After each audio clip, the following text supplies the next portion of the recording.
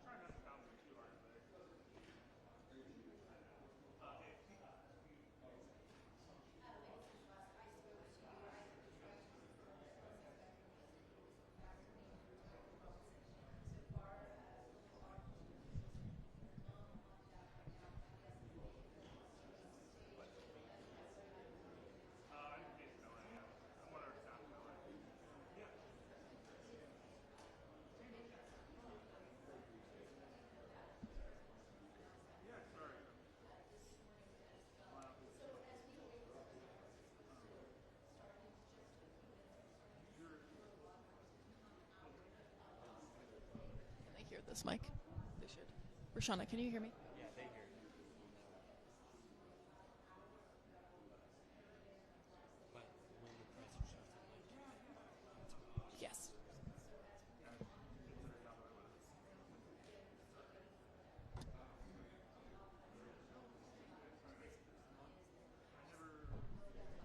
guys, we can't do a mic check, so y'all just keep the mic live in my ear and I'll adjust as I hear.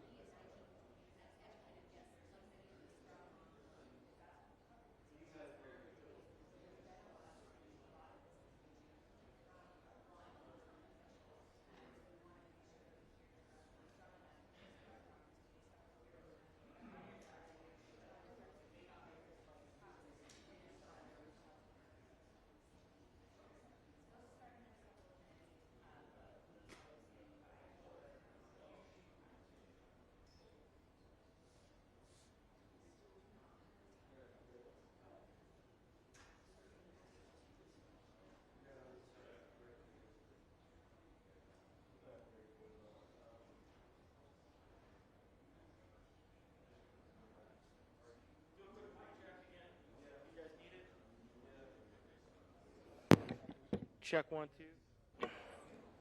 Check 1 2, check mic check 1 2 3 4 5 6 7 8 9 10 1 2 3 4 5 6. We're hoping to get at least a 3-minute warning when they start walking, but we haven't got that yet. So 1 2 3 4 5 6 7. Everybody good?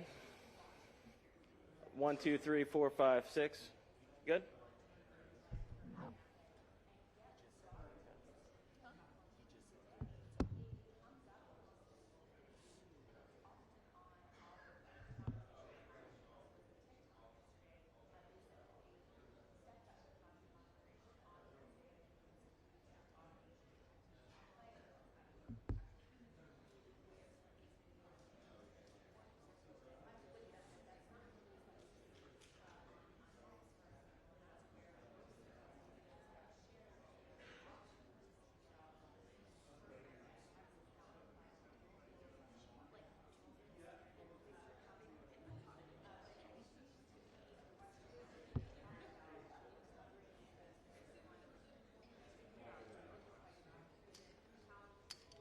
You're right.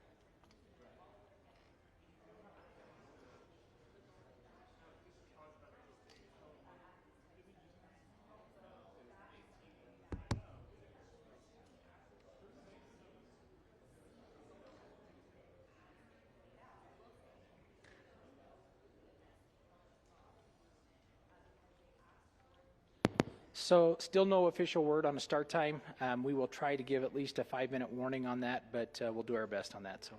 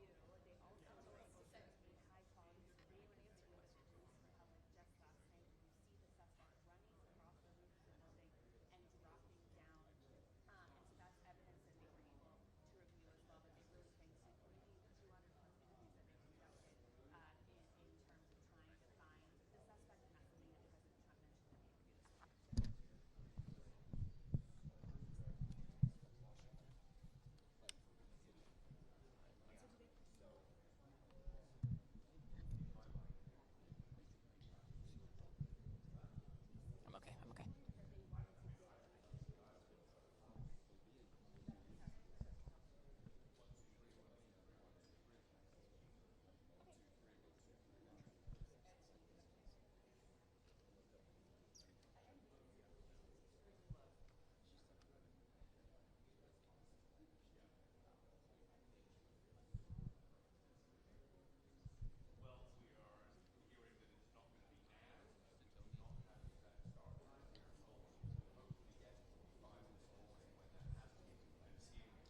You got me. Okay. 1 2 1 2.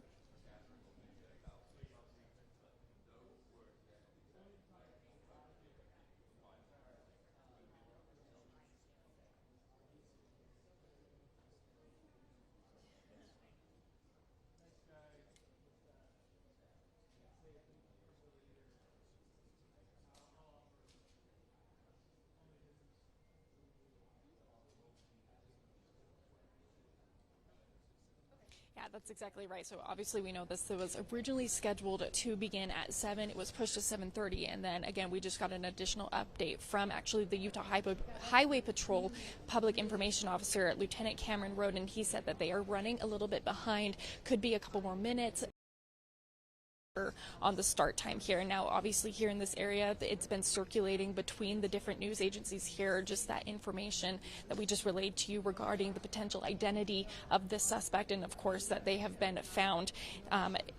Expected to speak at this press conference though in just a couple minutes is Governor Spencer Cox, the FBI Director Kash Patel, Bo Mason, who is actually the Commissioner of the Utah Department of Public Safety, and FBI Special Agent in Charge Robert Boyles.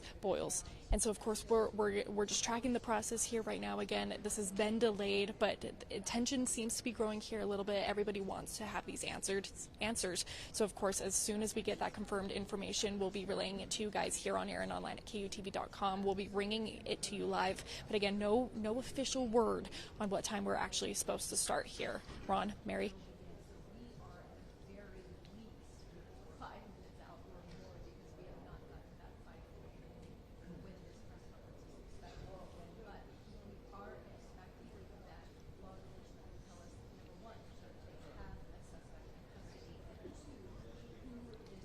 Yeah, that's exactly right. I'm going to have Chris, my photographer here, just pan around a little bit to just show you the kind of media response that has come about this event. Obviously, here in Utah, we covered this event because it's local. This happened here at our home. But of course, this is some big national and international news. So we are, of course, bringing you all of that coverage too. And so are various different media sources from across the world here. So definitely quite the turnout here this morning. And again, we're all just waiting.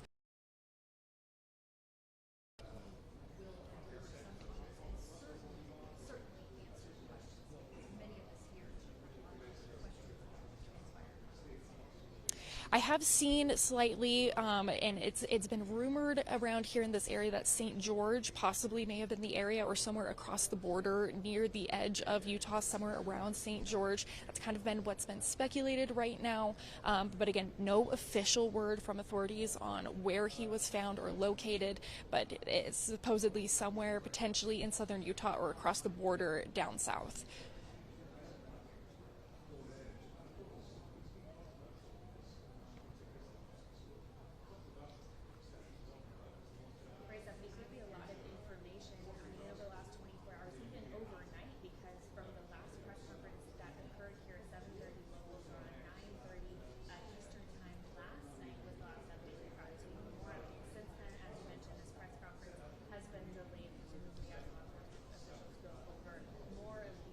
Yeah, absolutely.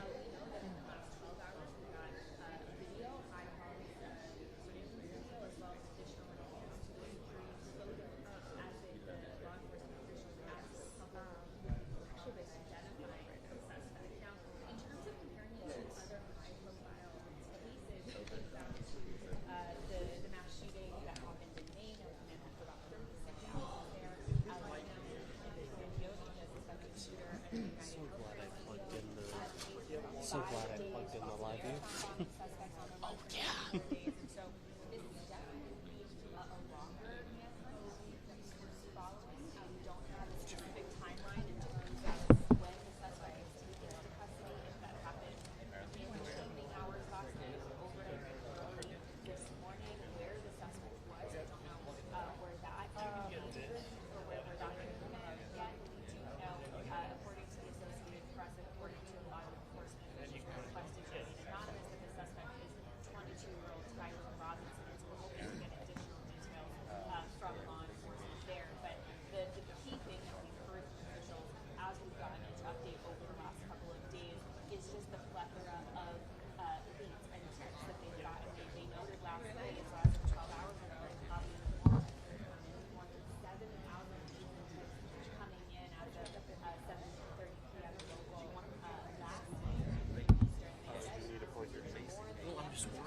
Oh, mine was at like 40. I didn't bring a longer cable, so I'm like, Yep. I was like, oh, I got the long cable. I'm good.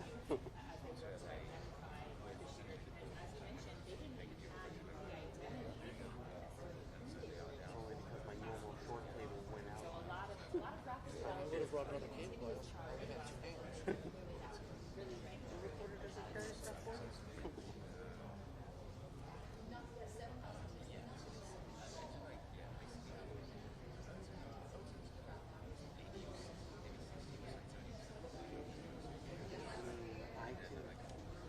She's standing right in front of the podium. I can keep it this way, but I can't.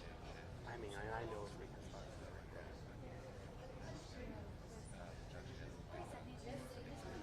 We can't move her else we're just squeezing our stuff. I'll keep it turned.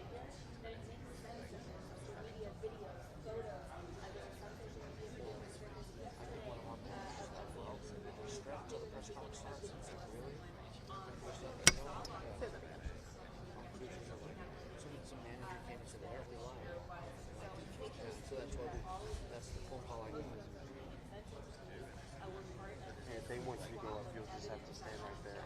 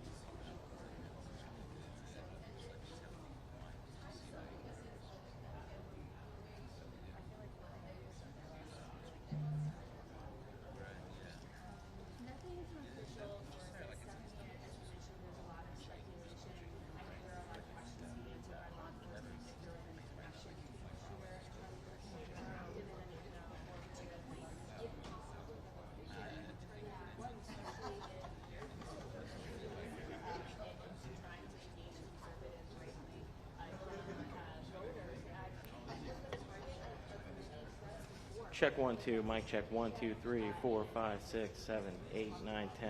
Mic 1 2 3 4 5 6 7 8 9 10. Check 1 2 1 2 3 4.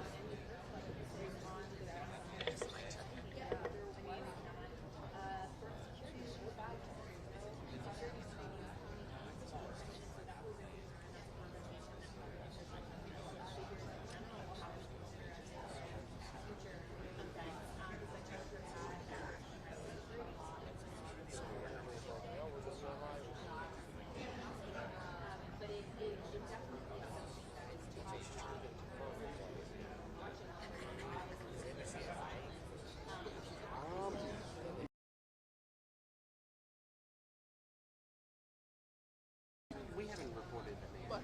We haven't reported the name yet. Yeah, we have. Just so you know.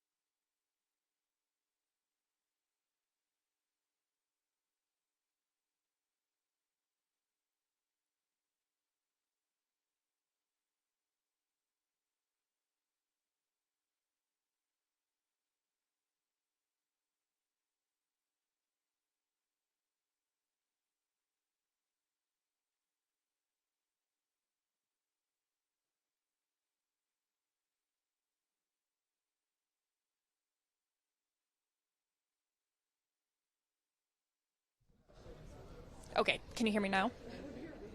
Okay, there we go. Sorry, things are very fluid this morning, obviously, with this new information coming in, and obviously we're here just waiting for this press conference to officially begin. But again, no official word on a start time yet. We were originally supposed to start at 7, pushed to 7:30, and of course now it is 7:52, so we're nearing 8 o'clock now. But again, we've had a lot of new information start being pushed out by the Associated Press about the apparent identity of the individual and the suspect here. So of course there's a lot of new information coming out, and I'm sure the officials who are going to be speaking with us, which include Governor Spencer Cox and the FBI, are going over this information here and making sure that they have all of that verified for us before they share it publicly. But very much a very fluid situation out here this morning, especially as we're waiting for that information. I do see several law enforcement officers here in the area as well. They're just sitting around at this point, so I think everybody is waiting right now for this press conference to begin.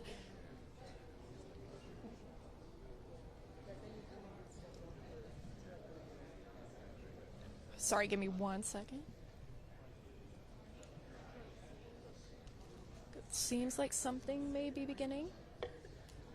Hello, hello, testing, testing. Hi, everyone. We are 4 minutes out from starting the press conference. Thank you. Okay, so you heard it right there. We are officially 4 minutes out from this press conference to begin. 4 minutes out, so that will be in just a little bit of time here, almost a half hour after they told us they were going to begin, but definitely hopefully getting that new information officially confirmed from, of course, as I mentioned before, again, Governor Spencer Cox, FBI Director Kash Patel, Bo Mason, who's the Commissioner of the Utah Department of Public Safety, and FBI Special Agent in Charge Robert Boyles. So again, hopefully getting that new information here soon, but again, starting in about 4 minutes now.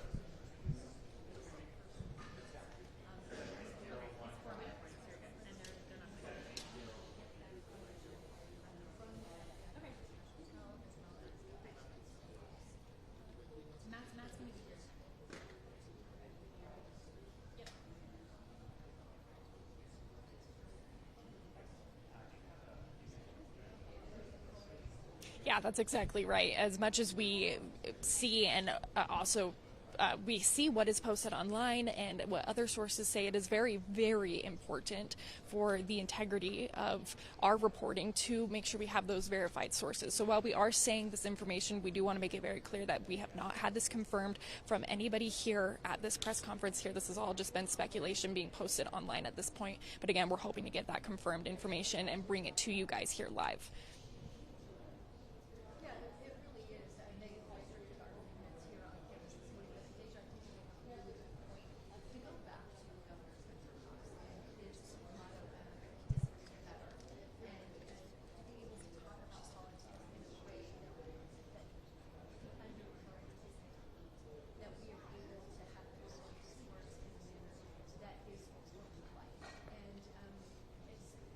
Yeah, that could be exactly right. We have heard that he potentially was found somewhere in St. George or across the border, kind of in the southern part of the state here, or over down in Arizona, one of those further southern states there. So they very well could just be waiting to bring him up to Utah County here at this time. But again, we can't say for sure why there's been such a long delay. But of course, I mean, with this new information coming out, it's pretty clear that this is what they'll be talking about here. And so hopefully we'll get that information here in just a few short minutes. Again, they said about 2 minutes ago that it would start in 4 minutes, so probably about 2 minutes now until we're supposed to officially begin this press conference.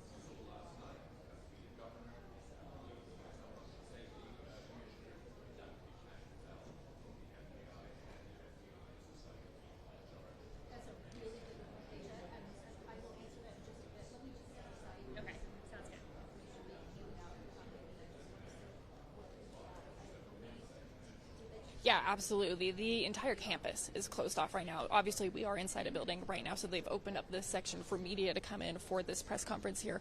I just had my photographer, Chris, walk down the hallway a little bit to see if he can see any of the officials coming. It seems like everybody is gearing up. Again, there's a couple, looks like FBI agents and Department of Public Safety officers here also waiting for this press conference to begin. So it should begin just any moment now. Again, we're about half hour late from the new start time. They told us, they originally told us 7, moved it to 7:30, and now have pushed it. Now this past, we're 2 minutes almost till 8 at this point here. But I think this also goes to show just how fluid an investigation can be. Obviously, we all want to have these answers. We all want to know what exactly took place here, but sometimes we don't have those facts right away, and it does take a couple days and potentially weeks and months to truly fully understand the scope of this investigation. And they've done hard work over the past several days to bring these answers to us, and hopefully we'll be able to get those confirmation or confirmed details here shortly. Again, possibly the identity of the shooter, where he was found, where he's currently at, and what steps are going to be taking moving forward.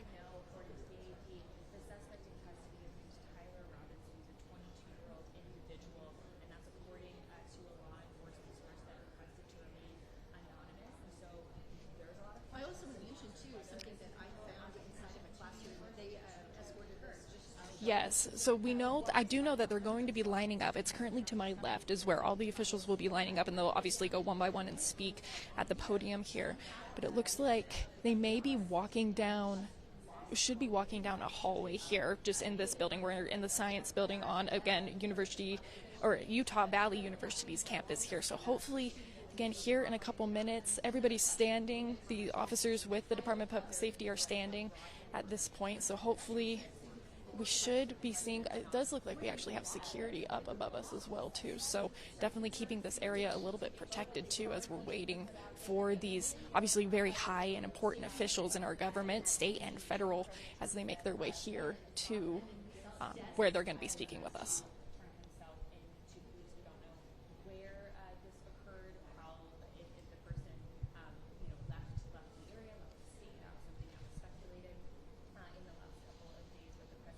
Yeah, this morning a lot more sections were taped off with crime scene tape compared to yesterday. There wasn't much crime scene tape over the entire campus. Obviously, we knew the areas we were not supposed to go, and obviously we didn't know where that crime scene was, so we weren't allowed over in that section. But arriving here this morning, there's a lot more crime tape set up, and we were actually over behind the quad area, or that court area where that shooting took place. And we could still see that that tent that Charlie Kirk was sitting under is still set up at this time. It looks like they're still processing that crime scene, or at least holding it there for the integrity of the investigation. Obviously, again, waiting. This is an intense investigation here that's going to take days, and if campus is closed until September 15th, of course, if that investigation needs to continue further on campus here, I doubt they would not hesitate to further extend the closure of campus just so they can do that.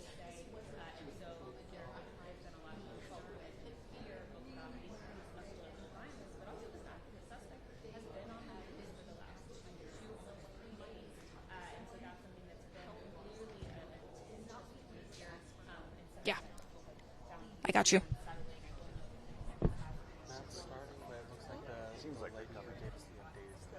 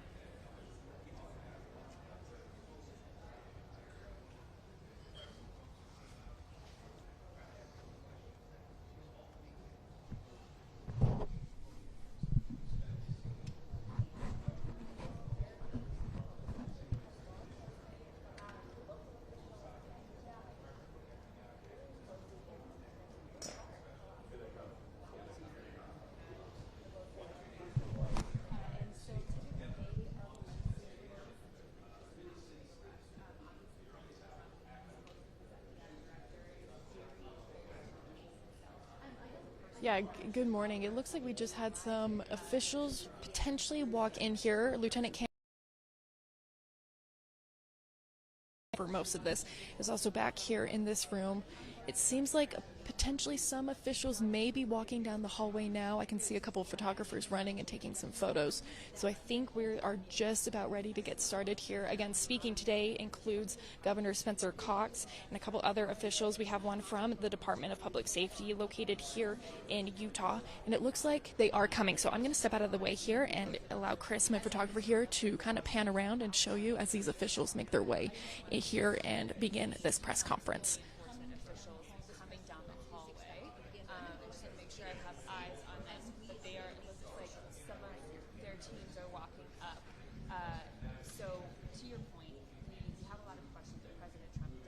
Yes, I can see a large group of people come here. I can't quite make out faces just because I'm currently sitting down and there's a lot of cameras and tripods and things like that in my way here, but it does look like we have someone coming up to the podium here. Oh, I can see Governor Spencer Cox as well here. So yes, we are just about to get started. Good morning, ladies and gentlemen. At today's press conference, we will hear from Governor Cox, FBI Director Kash Patel, and Sheriff Mike Smith. We also have with us Utah DPS Commissioner Bo Mason, Lieutenant Governor Deidre Henderson, FBI Special Agent in Charge Robert Bowles, and local and federal law enforcement partners. Following the remarks today, Governor Cox, Director Patel, and Commissioner Mason will take questions. Thank you.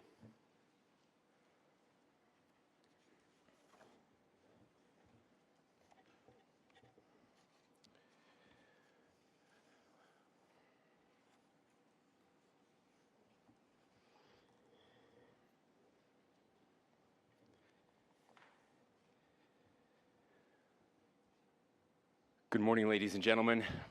We got him. On the evening of September 11th, a family member of Tyler Robinson reached out to a family friend who contacted the Washington County Sheriff's Office with information that Robinson had confessed to them or implied that he had committed the incident.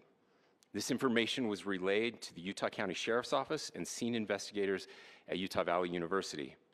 This information was also conveyed to the FBI. Investigators reviewed additional video footage from UVU surveillance and identified Robinson arriving on UVU campus in a gray Dodge Challenger at approximately 8:29 a.m. on September 10th, in which he is observed on video in a plain maroon t-shirt, light-colored shorts, a black hat with a white logo, and light-colored shoes. When encountered in person by investigators in Washington County on September 12th, in the early morning hours, Robinson was observed in consistent clothing with those surveillance images. Investigators interviewed a family member of Robinson who stated that Robinson had become more political in recent years.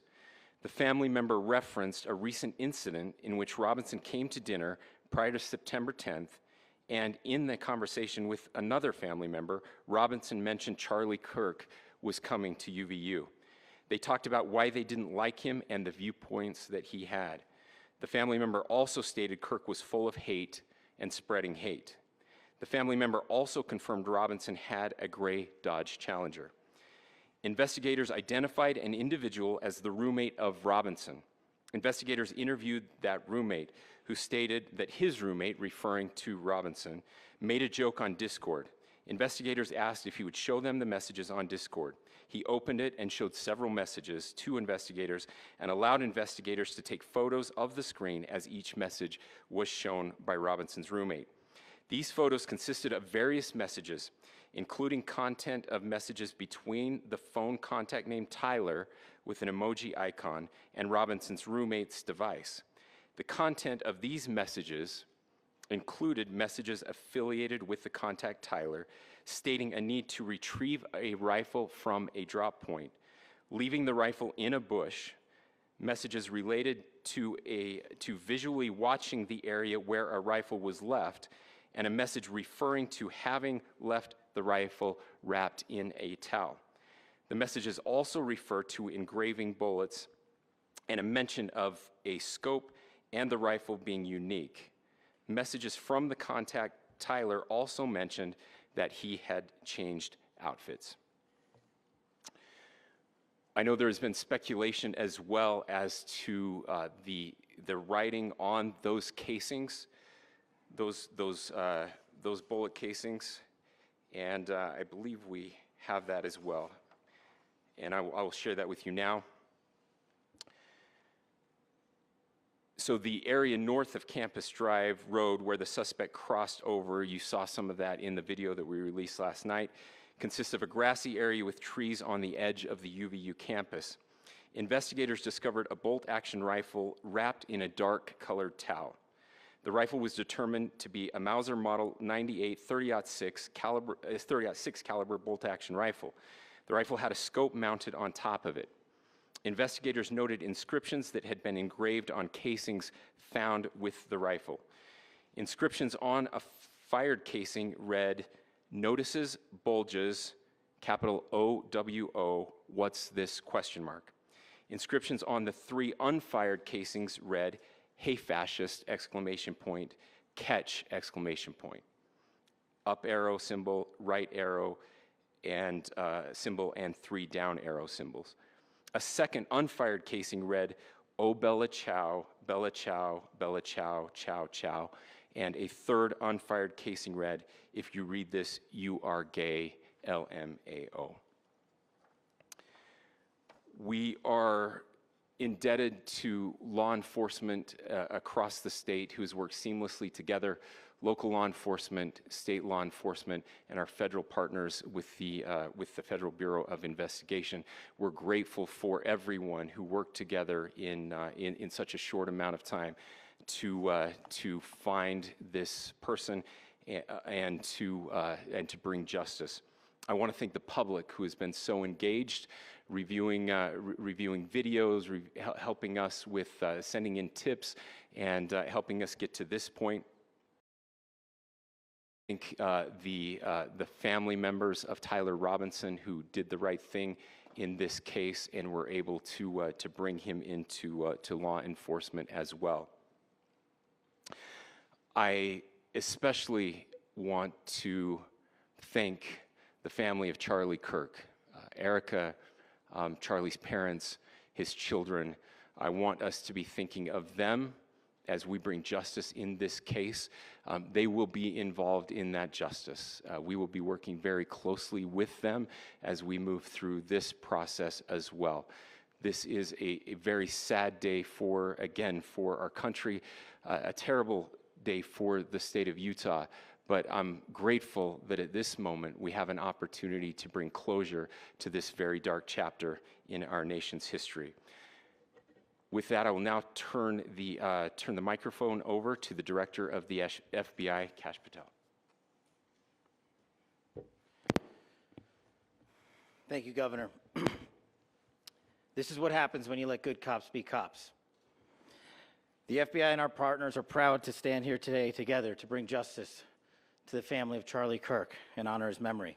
I want to express my deep gratitude to President Trump, the Vice President, and the entire White House who have been so incredibly supportive with both resources and just personally to the FBI as a team. They had our backs the entire way, and I just want to express my gratitude for giving us the resources we need to operate in this space to bring this sort of justice at this sort of speed. In 33 hours, we have made historic progress for Charlie. Governor Cox, our partnership has been absolutely incredible these last few days. Our partnership will endure. Your state and local partners, your sheriffs, your DPS community has been unbelievably impressive in the hardest of times. And a case like this cannot be solved, cannot be brought without partnering with your state and local authorities. The FBI has a certain role to play, and we will play that role, and we will lead out for the federal government. But Governor Cox, we are a little bit of the timeline. Charlie was shot at 12:23 p.m. on Wednesday. The first FBI agents arrived on scene in 16 minutes with chiefs of police at 12:39 and secured the scene. The FBI immediately launched fixed-wing assets. We utilized these assets to transport personnel, specialty technicians, hostage rescue teams, We also utilize these assets to go back and forth from the East Coast and here in Utah to transport forensic evidence and other evidence that will be analyzed and is being analyzed at our FBI laboratories in Quantico and other laboratories, including the ATF. At my direction, the FBI released the first set of FBI photos of the suspect at 10 a.m. local time on 9/11. Then, shortly thereafter, the FBI reward of $100,000 was released at 10:45 a.m. local. Myself and Deputy Director Bongino arrived on the scene at approximately 5:30 p.m. on 9/11. The governor led a press conference last night at approximately 8 p.m., where at my direction, the FBI released a never-before-seen video of the suspect. We also released to the public of the suspect. And just last night, the suspect was taken into custody at 10 p.m. local time. In less than 36 hours, 33 to be precise, thanks to the full weight of the federal government and leading out with the partners here in the state of Utah and Governor Cox, the suspect was apprehended in a historic time period. And I want to highlight what Governor Cox said. This would not have been possible without you, the media, and you, the public. That's why we went so public, so fast, and we're so transparent, and we're committed to that transparency. The crime scene, just a little bit there. It is a large crime scene. State and local authorities, along with federal authorities, processed that crime scene quickly. And I even had the ability to walk through that crime scene and walk through the steps the suspect took to learn more about what was needed and what resources we needed to bear to create a full picture for the FBI and leadership back in Washington. Furthermore, thankfully to state and local partners, forensic evidence has been seized and continues to be garnered. Forensic evidence has already been evaluated at FBI laboratories in Quantico and state and local authorities here. We will continue to process evidence as we see it, as we collect it, and we will continue to deliver it to Governor Cox and his team. Last night, we had a total of approximately 7,000 leads. As of this morning, thanks to your great work, we have over 11,000 leads that were called in to the FBI. And we are running out every single lead that we can. Every one of those leads will be run out. The arrest is a testament to the dedication of good law enforcement being great and partnerships in law enforcement, which I've tried to highlight as my tenure as the director of the FBI. There is no better relationship for law enforcement than the FBI to partner with state and local authorities, and you've seen it here in these last few days. The FBI Salt Lake field office, along with our offices in LA, Phoenix, Denver, San Antonio, Las Vegas, Pittsburgh, Buffalo, our headquarters component in Quantico, all participate in the FBI.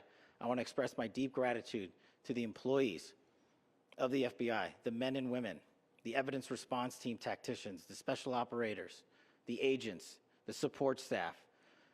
You have done monumental work in historic time when the public, who had a right to demand such an expeditious solving of an investigation, the FBI answered that call diligently, critically important to our nation, and we delivered. And I'm proud to be their leader, and I'm proud to be the director of the FBI. This is a very much an ongoing investigation, as the governor said, and we will continue to work with state and local authorities to develop the investigation, to provide them the evidence they need for their ongoing prosecutions, and we will be here to answer every call they absolutely have, as long as it takes, for as long as we need to find and apprehend whatever suspects were involved in this crime. Lastly, to my friend Charlie Kirk, rest now, brother. We have the watch, and I'll see you in Valhalla.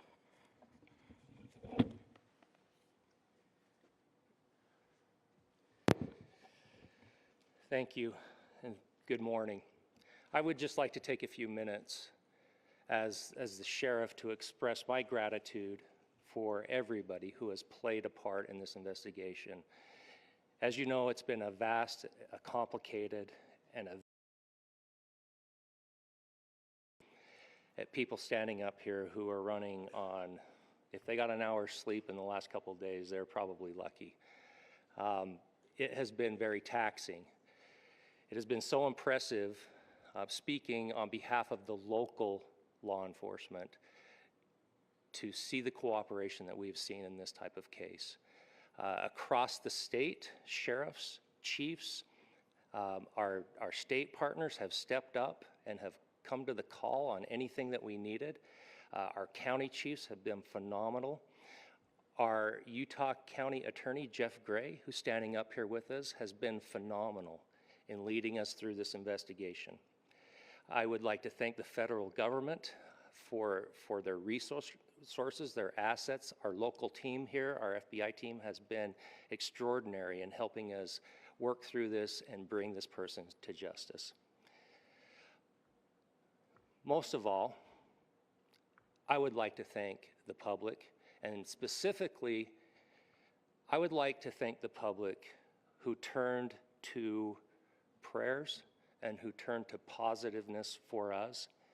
I would like to thank them on behalf of the law enforcement community because we needed those prayers.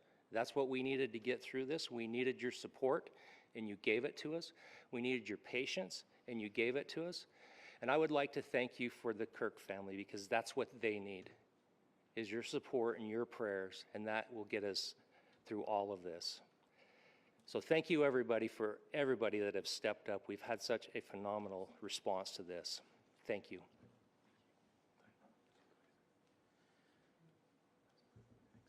I also want to give a special thanks to the Attorney General and the Department of Justice. Their unwavering support and their commitment to justice is shown true here. And without AG Bondi and Deputy Attorney General Todd Blanche and the resources they brought to bear, we would not have been able to complete our mission. And I just want to say special thanks. It's an honor to be a part of the Department of Justice. Thank you again to our incredible law enforcement team who has worked so hard. Sheriff, I got a solid 90 minutes last night, so I'm probably the most well-rested person up here. Ladies and gentlemen, I get the microphone, so I hope you'll permit me a moment just to share a few more thoughts about where we are and how we got here and maybe a little bit of where we go from here. I don't want to get too preachy, but I think it's important that we, with eyes wide open, understand what's happening in our country today. I've heard people say, well, why are we so invested in this? There's violence happening all across our country, and violence is tragic everywhere, and every life taken is a child of God who deserves our love and respect and dignity. This is certainly about the tragic death, political assassination of Charlie Kirk. But it is also much bigger than an attack on an individual. It is an attack on all of us. It is an attack on the American experiment. It is an attack on our ideals. This cuts to the very foundation of who we are, of who we have been, and who we could be in better times. Political violence is different than any other type of violence for lots of different reasons. One, because in the very act that Charlie championed of expression, that freedom of expression that is enshrined in our founding documents, in having his life taken in that very act makes it more difficult for people to feel like they can share their ideas, that they can speak freely. We will never be able to solve all the other problems, including the violence problems that people are worried about, if we can't have a clash of ideas safely and securely. Even, especially those ideas with which you disagree. That's why this matters so much. Over the last 48 hours, I have been as angry as I have ever been, as sad as I have ever been. And it was, as anger pushed me to the brink, it was actually to share some of those. And specifically right now, if I could, I need to talk to the young people in our state, in my state. and all across the country. As President Trump reminded me, he said, you know who really loved Charlie? The youths. And he's right. Young people loved Charlie, and young people hated Charlie. And Charlie went into those places anyway. And these are the words that have helped me. Charlie said, when people stop talking, that's when you get violence. He said, the weak can never forgive. Forgiveness is the attribute of the strong. The only way out of the labyrinth of suffering is to forgive. Welcome without judgment, love without condition, forgive without limit. He said, always forgive your enemies. Nothing annoys them so much. A few months ago, I referenced this last night, Charlie posted to social media, when things are moving very fast and people are losing their minds, it's important to stay grounded. Turn off your phone, read scripture, spend time with friends, and remember, internet fury is not real life. It's going to be okay. He again said, when you stop having a human connection with someone you disagree with, it becomes a lot easier to commit violence. He said, what we as a culture have to get back to is being able to have a reasonable agreement, where violence is not an option. Now, again, to my young friends out there, you are inheriting a country where politics feels like rage. It feels like rage is the only option. But through those words, we have a reminder that we can choose a different path. Your generation has an opportunity to build a culture that is very different than what we are suffering through right now. Not by pretending differences don't matter, but by embracing our differences and having those hard conversations. I think we need more moral clarity right now. I hear all the time that words are violence. Words are not violence. Violence is violence. And there is one person responsible for what happened here. And that person is now in custody and will be charged soon and will be held accountable. And yet, all of us have an opportunity right now to do something different. I want to thank my fellow Utahns. This bad stuff happens. For 33 hours, I was praying that if this had to happen here, that it wouldn't be one of us. That somebody drove from another state, somebody came from another country. Sadly, that prayer was not answered the way I had hoped for, just because I thought it would make it easier on us if we could just say, hey, we don't do that here. And indeed, Utah is a special place. We lead the nation in charitable giving. We lead the nation in service every year. But it did happen here. And it was one of us. But I want you to look at how Utahns reacted the last 2 nights. There was no rioting. There was no looting. There were no cars set on fire. There was no violence. There were vigils and prayers and people coming together to share the humanity. And that, ladies and gentlemen, I believe is the answer to this. We can return violence with violence. We can return hate with hate. And that's the problem with political violence, is it metastasizes. Because we can always point the finger at the other side.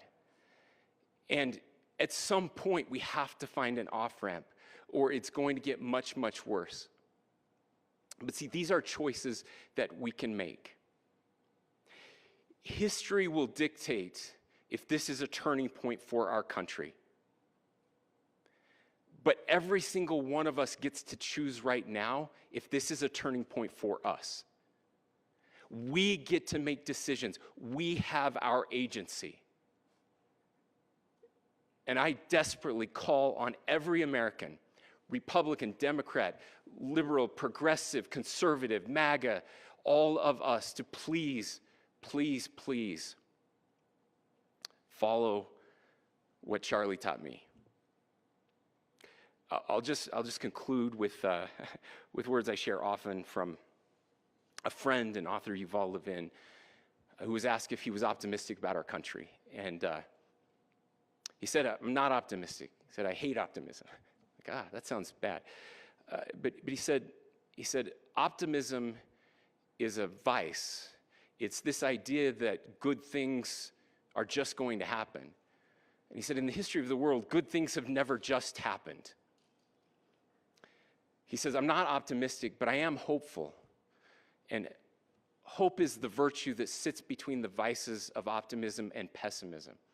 Hope is the idea that good things are going to happen because we can make them so.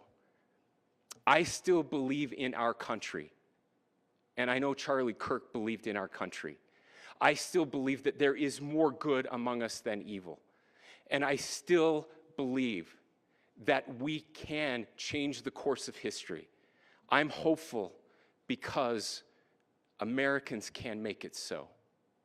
Ladies and gentlemen, we're happy to answer any questions you might have. Governor, can you please speak to whether the suspect is speaking with authorities and his demeanor, Tyler Robinson, when he turned himself in? I cannot speak to that right now. Governor, how do you interpret the engravings on Casey? Well, I will leave that up to you to interpret what those engravings mean. I think the clearest one that says "catch fascist," there's not, and by the way, that's like catch like a ball, catch this. That's I think that speaks for itself. So you talked about this level of hatred that this person expressed to their dinner. Beyond that, is there anything in your view that you discovered that may have radicalized or changed him to prompt him to commit such a horrific act? There's nothing more that we can share at this time. Governor.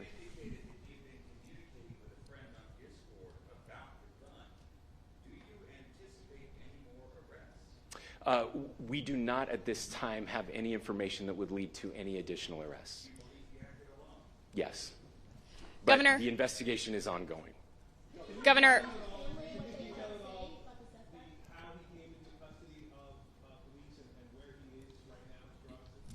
Yes, so right now, Mr. Robinson has been booked into the Utah County Jail.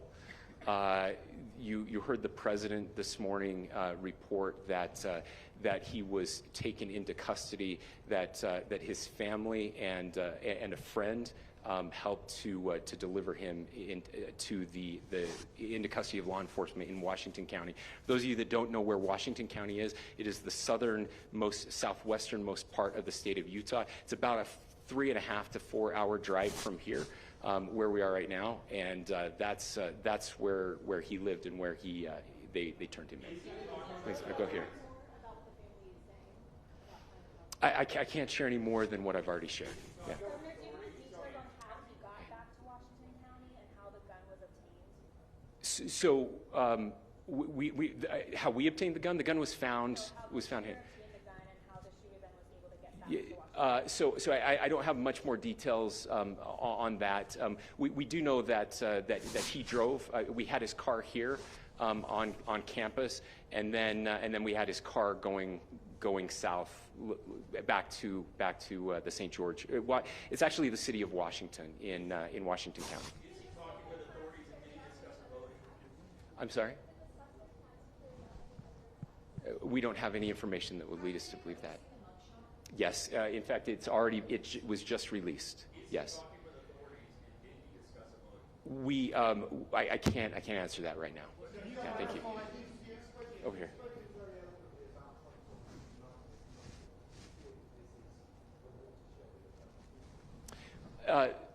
I absolutely believe that this is a watershed in American history, yes. The question is what kind of watershed? And that chapter remains to be written. Is this the end of a dark chapter in our history or the beginning of a darker chapter in our history?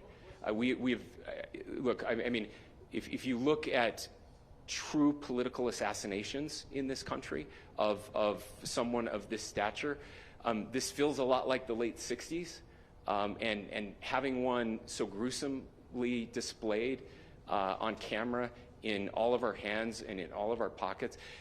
We are not wired as human beings biologically, historically. We have not evolved in a way that we are capable of processing those types of violent imagery. And by the way, we've seen another one with a gruesome stabbing very recently that went viral. This is not good for us. It is not good to consume. Social media is a cancer on our society right now. And I would encourage, again, I would encourage people to log off, turn off, touch grass, hug a family member, go out and do good in your community.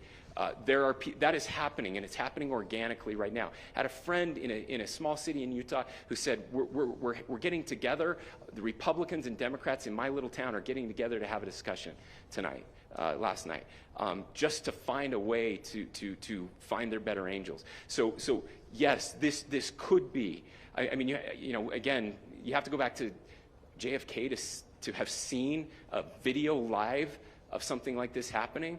I wasn't born until 1975, but I know that things were really dark in the late 60s. Sorry to some of you. I know some of you were there. This is our moment. Do we escalate, or do we find an off-ramp?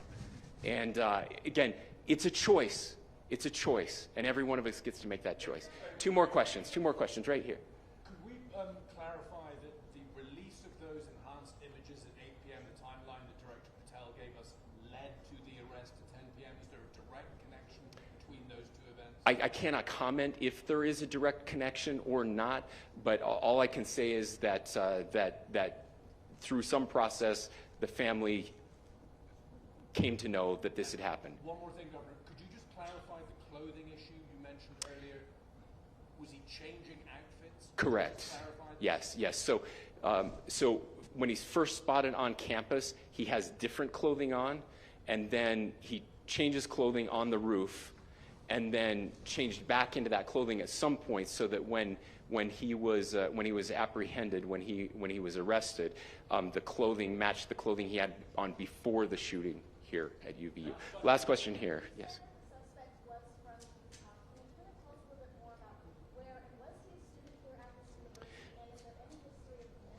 Yeah.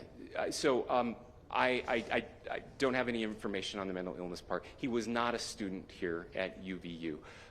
He was living and had lived for a long time with his family in Washington County, in the southernmost part of our state. Thank you, everyone, for your great work in getting this information out. I would just say, process-wise, this may be important. I know many of you aren't familiar with the process in Utah. I think it's important that you understand that.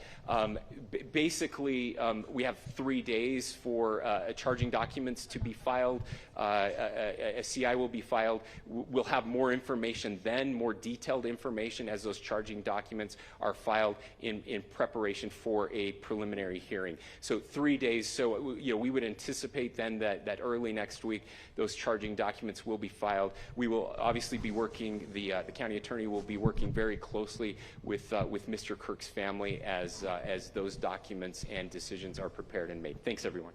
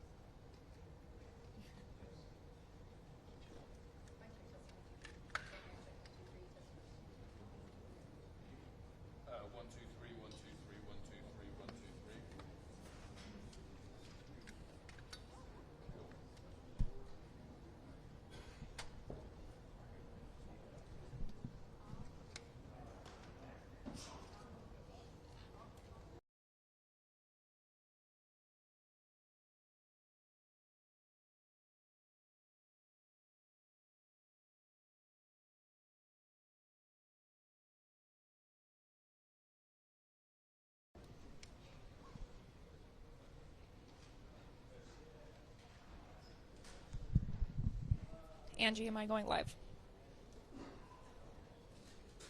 Yes.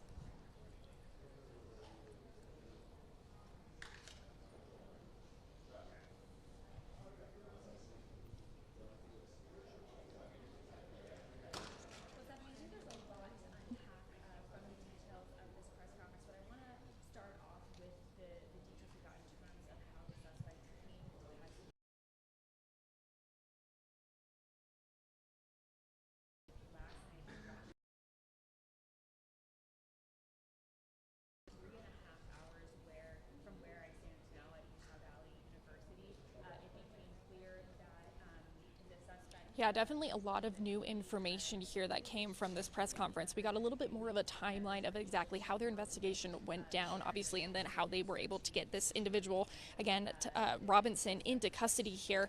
Personally, I think Governor Cox's words were quite inspirational. Excuse me there, I'm looking at some of my notes here. He was very direct, I would say, making it clear that he believed this to be an attack on the American experiment, that it cut into the very foundation of who we are, who we have been, and who we can become. Now, he also mentioned how politics can feel like rage, and that rage is the only option, but he obviously, again, as we just heard, is really advocating for everybody to take a step back, take a deep breath, and to realize that there is more to life than just political beliefs here. Now, he says that he still believes in in our country, and he knows that Charlie, even after what took place here, also still believes in his message and, of course, in this future of this country here. But, of course, again, a lot of new information here, a lot of information to begin processing as well. Of course, we're being learned he's going to be booked into the Utah County Jail, and we'll get those probable cause statements and additional information coming in the next few days as he to you here on air and online at KUTV.com.